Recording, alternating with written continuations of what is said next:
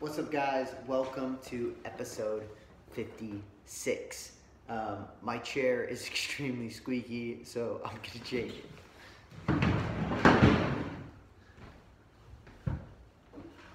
Let's try this again. What's up, guys? Welcome to Dispersing the Cloud, episode 56. Now the lighting sucks. So I sit on this side. That's a little better. Okay, so I did the last couple episodes from the kitchen table, and that view is not changing, and I feel like that was kind of lame. I'm working on our studio setup to where actually every episode, starting next week, will be roughly the same. We're gonna try to set up. We have a little studio that we're setting up. Gonna try to do some multiple camera angles for you guys. It's gonna be live. We might not get to the multiple camera angles this coming week, but I'm going to have a guest on. David Fragoza is going to be here next week. We're going to be talking about Richest Man in Babylon, as well as a book called The Quiet. I'm pretty excited about that. He's one of my good friends and really sharp dude. He was reading multiple books a year long before I even ventured on this thing. I'm definitely catching up. He's going to have to step his game up. I'm going to give him a little crap on it next week. This week, so this is my, I've been in Missouri for a little bit now. My house is still kind of in shambles, and I told you guys a little bit about it last week. I'm worship leader for a church in Farmington, Missouri. That's actually where we're trying to set up that little makeshift studio in my office there, to where we'll have a little bit of a stage and a little bit more control of lighting, and hopefully a little bit more control of sound as well, and try to get some more cameras and kind of just upgrade the value. You know, that was one of my goals for 2018, is to take Dispersing the Cloud from an idea, a really cool idea, and be kind of journaling to an actual content driven show, to where you guys know I'm going to be on with a book every single week, and I'm going to regurgitate that book in less than an hour. And depending on my guests, you know, we might talk for more than an hour, but at least you're knocking out all that information rather than having to either read or sit through a 10-hour audio book, which I'm willing to do for you because I enjoy it. So this week was tap dancing to work. You know what? I'm a horrible host right now. I cannot remember the young lady who wrote the book. It's one of Warren Buffett's right-hand gals. But Warren Buffett's still alive. This is like an autobiography / every article that was ever written on him. Super, super interesting read, long read, or long listen, however you want to call it. It's 14 hours. So this was a little bit on the longer. I try to stick with books that are like 6 to 10 because I can knock those out in a week pretty easily. This 14 one I really had to push to do and spend a lot of time listening and taking notes. So let me jump in. You guys know who Warren Buffett is. Berkshire Hathaway, that's his company. And yeah, anyway. Even Warren Buffett is wrong from time to time. Actually, in 1970, he got out of trading stocks because he thought that stocks weren't going to be as volatile. So clearly, he jumped right back in. I find it very interesting. There's a book I keep referencing. Actually, the last couple of videos that I made, I referenced this book, What I Learned Losing $1 Million. This book talked about all the people who are very, very wealthy, talking about how they make money. They all make money very, very differently. But the one thing that they agree on is once you have money, you protect your losses. There's a stop loss, not product, there's a stop loss process you can use in investing and speculative investing with stocks. And I'm just getting into using that now with my buddy, Chris Cox. He's kind of schooling me on it. He's teaching me a little bit, so I'm trying to learn. But that's something that even Warren Buffett's wrong, but he still makes quite a bit of cash, because when he's wrong small, and when he's big, he's wrong big. Although one of my favorite quotes from this was, Texans, when they're wrong, it's spectacular, because they go big no matter what. This was a really cool quote. This quote's about inflation. So I really, in the last, I would say 6 months, I've kind of intook a bunch of stuff on economics, and I've had a lot of political discussions about it, clearly because our country is always divided on politics, and so half of our country loves our president, or at least tolerates him. The other half hates his guts and wants to see him burn. There's a new tax plan, and I'm always talking about taxes with everybody, and I find it fascinating that we have a very poor understanding of our economic situation right now, and how it's kind of evolving, and how it's evolved over the years and moved. This particular phrase or quote is about inflation. So, inflation is a far more devastating tax than anything implemented by our legislation. So think of inflation as a tax, all right? Because it is money that you are paying on your gains, your investments, or your holdings. The inflation tax has a fascinating ability to simply consume capital. It makes no difference to a widow with her savings in a 5% passbook account whether she pays 100% in income taxes on her interest income during a period of zero inflation, or pays no income tax during a year of 5% inflation. Either way, she is taxed in a way that leaves her no real income whatsoever. Before I move on to the rest of the quote, let me break that down. If I have $100 in a 5% passbook in account, right? That means that $100 is going to grow. I'll put it next to the whiteboard. Look, you can see. $100, it's going to grow into 105%, $105, right? That's 5% growth. Now, if there is a 5% inflation, what does that mean? It means that money's worth less now. I have $105, but there was an inflation of 5%, so now my $100 is worth $5 less via inflation. So the $5 I gained, I gained more money, but my buying power stayed the same, right? That is no different than me saying that I'm going to not get taxed. Let me read it again. Now, I'm even confused. Or pays no income tax, right? So that was no income tax during a year of 5% inflation, right? So I grew 5%. I paid no income tax on that 5%, right? I get to keep that $5. No income tax on it. No capital gains tax, no nothing. I get to keep it, but there was a 5% inflation. So I didn't really get any buying power. There's no difference between that and having a year where I make my 5%, right? And pay, so that was the first part. Let's read the first part. 5% passbook where she pays 100% income tax on her interest. Income tax. Not inflation, income tax. All right, 5% passbook. Now I made $5. Boop, now I got $5. Sorry, you got to pay 100% income tax on that $5. What's the difference? There is no difference. Except for one is 100% income tax. And we're like, 100% income tax? What the heck? How am I supposed to make any money? You can't tax me 100% of my capital gains. That's preposterous.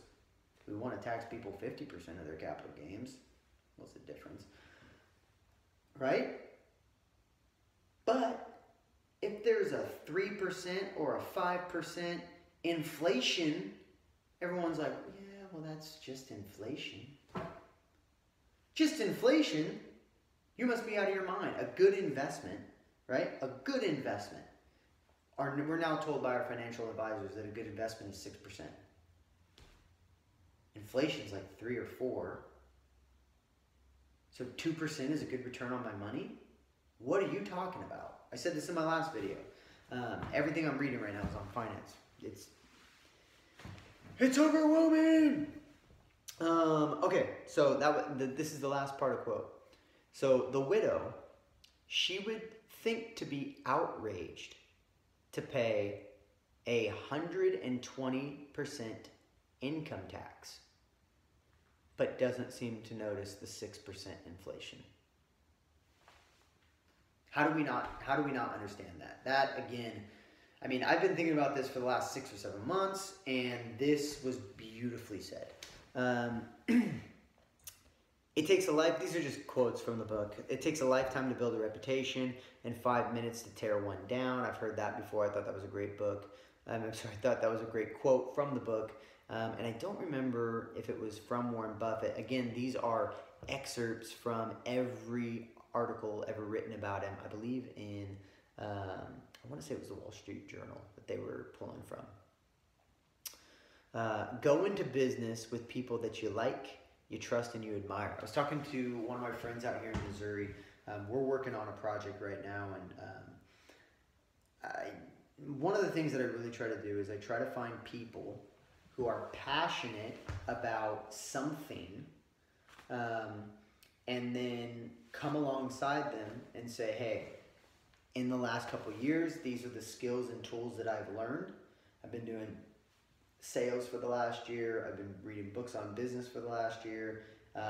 Last couple of years, I started a couple companies, made money in those companies. We didn't blow them off the table, but we made money, right? We didn't lose money in those companies. And I'm learning as I go.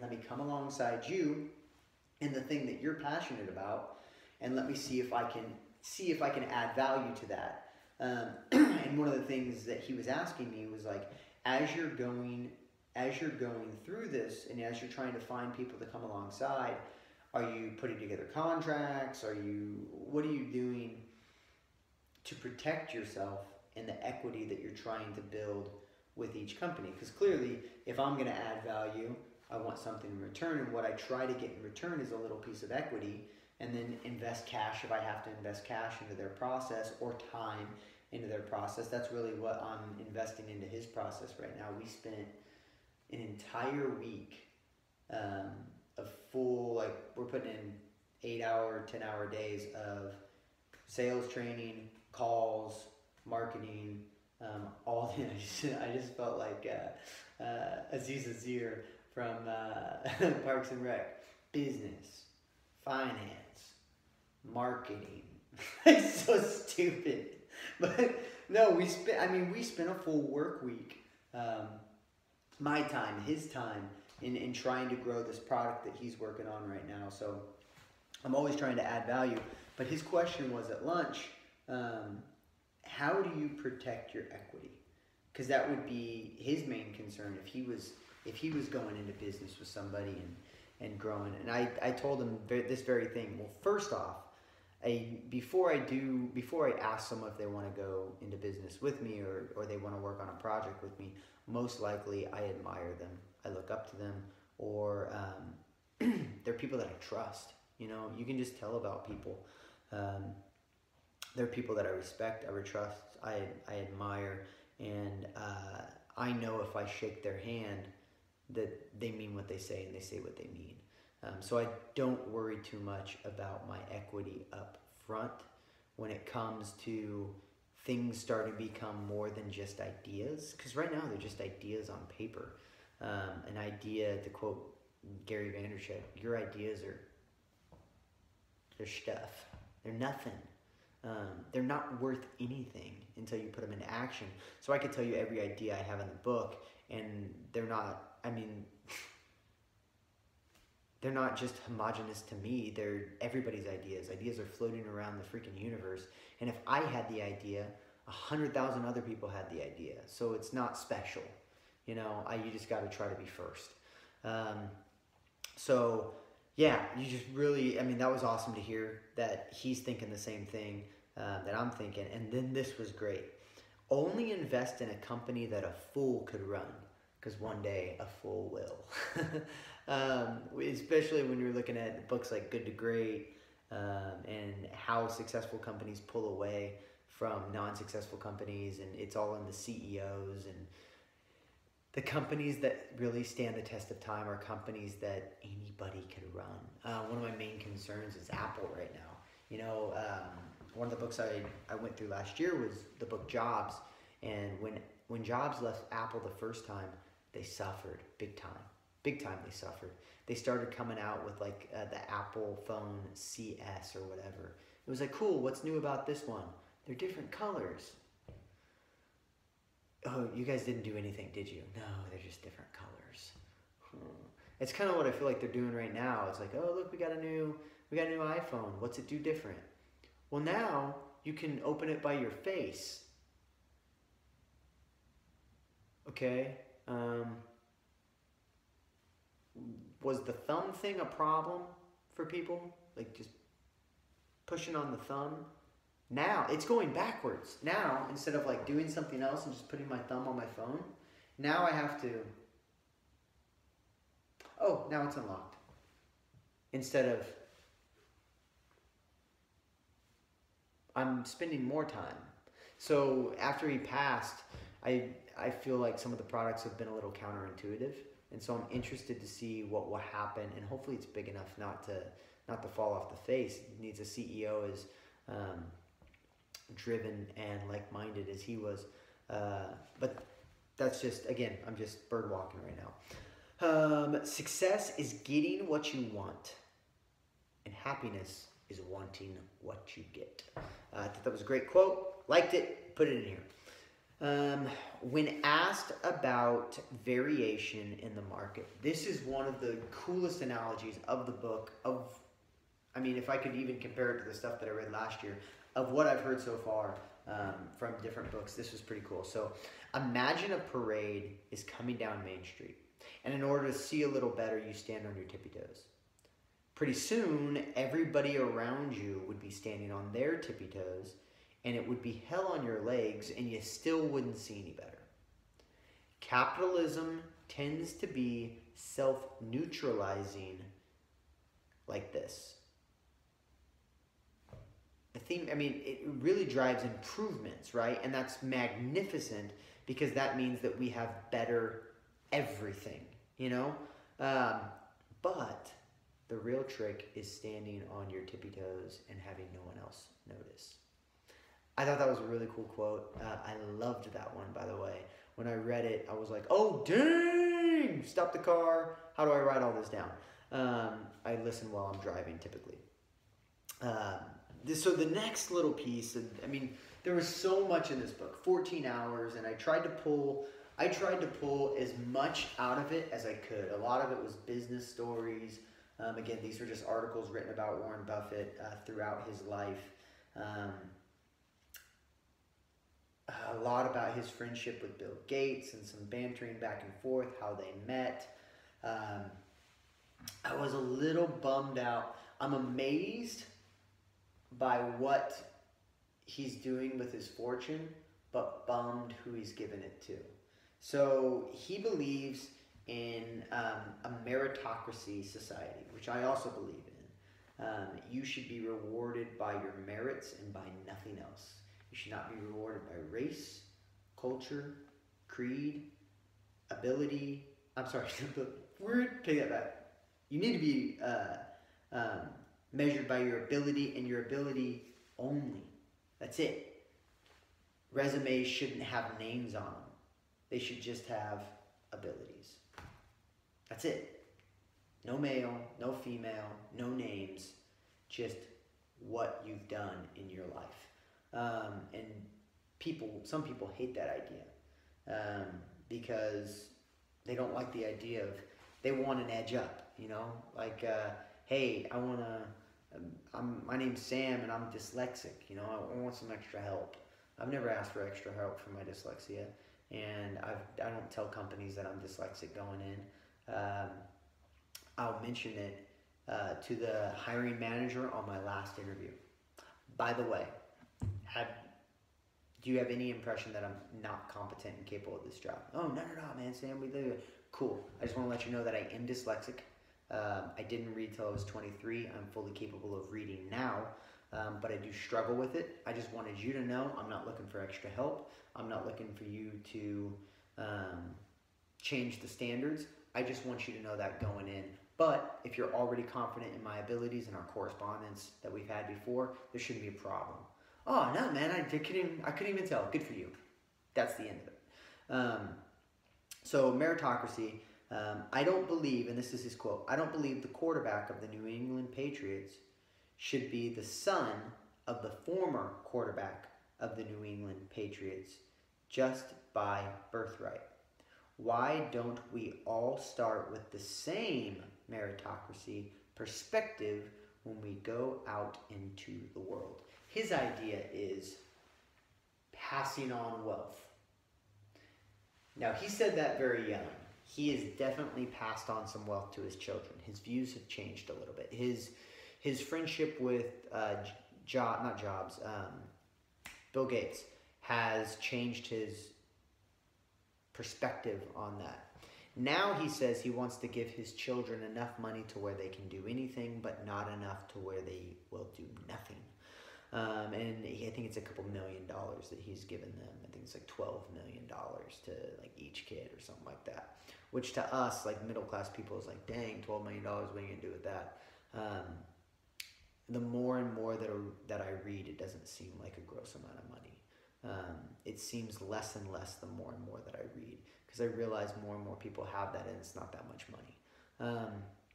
That being said, he's giving the majority of his wealth to charity, which is pretty amazing.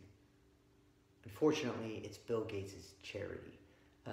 Bill Gates' charity does some awesome stuff, but he's also doing some pretty weird stuff with education. There was a video floating around on YouTube that I watched that is no longer on YouTube about him talking about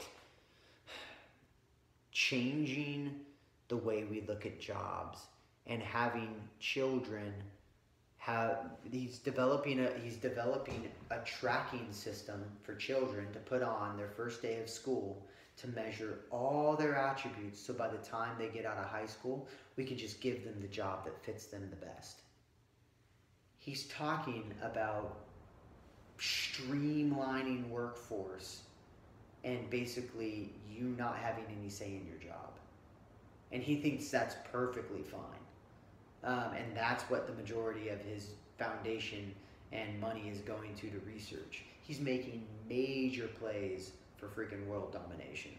Like, and to him, it's probably just advancement. You're talking about a guy who believes that AI will eventually be the next form of evolution for humans. And maybe it will be, but that's one perspective to throw a lot of money at.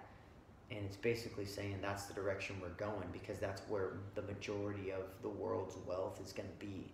He's the richest man in the world, and he's getting the fortune of the second richest man in the world to his nonprofit. Once you understand nonprofits, it's just an extension of the person who runs the nonprofit. There's only two other people on the board. It's Warren Buffett, Bill Gates, and his wife. That's the board of the nonprofit. Anyway, I feel like I'm taking crazy pills over here.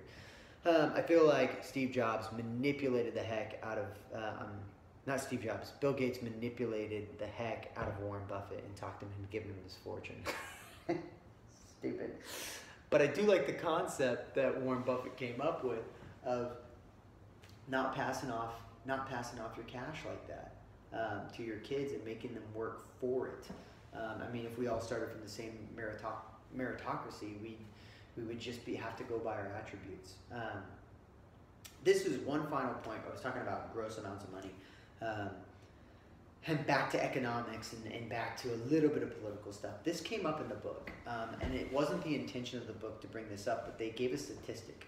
It was talking about if if the top 400 richest people in America gave half their wealth, what it would be? It would be like I think it was $1.2 billion. $1.2 billion would go into charities, and how awesome that would be. Hold on, the top 400 richest people in the world only have $2.4 billion? That's insane. That's not that much money, because we're $20 trillion. I'm sorry, trillion. It was trillion. Trillion. $1.2 trillion, right? So the top 400 people in the world, or in the U.S., only have $1.2 trillion. That's half their money. So they only have $2.4 trillion. But that's still not that much money. We keep talking about the national debt's not a problem. We'll just have the rich people pay it off. Really? The top 400 richest people in the world, if they gave every penny that they had, that would only be $4.4 trillion. We're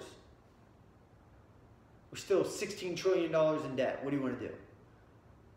Get the next 400, and maybe they could do like $500 billion, and the next 400? Like, no. We're so deep in debt. It's driving me crazy. That's all I got for you guys this week. I had to end on that because it popped in my head, and I had to get it out. So the last 3 episodes have been a lot about finance. Next week we are talking a little bit about finance. We're going to do Richest Man in Babylon. If you watch the show, you've heard a lot about this book. If you've seen like 3 episodes on this and you still haven't read Richest Man in Babylon, what are you doing with your life? I don't know how to help you. or you got to read that book. The first book you should read is Richest Man in Babylon. The second book you should read is Rich Dad, Poor Dad. The third book you should read is The Alchemist. Check those out. I'll see you guys next week. I will leave you with a quote that I don't think I've used this one in a while. And if I have, I apologize. 20 years from now, you will be more disappointed by the things that you didn't do. So, cast off the bow lines. I'm going to abbreviate this. Cast off the bow lines. Sail out of the safe harbor. Dream, discover, explore. That is, I believe, that's Mark Twain or Samuel Clemens. Same guy. It's a paraphrase. One of my favorite ones. Answer the question to all your what ifs, man. Take risks. Make it happen. Dispersing the Cloud. Thanks for watching. Later.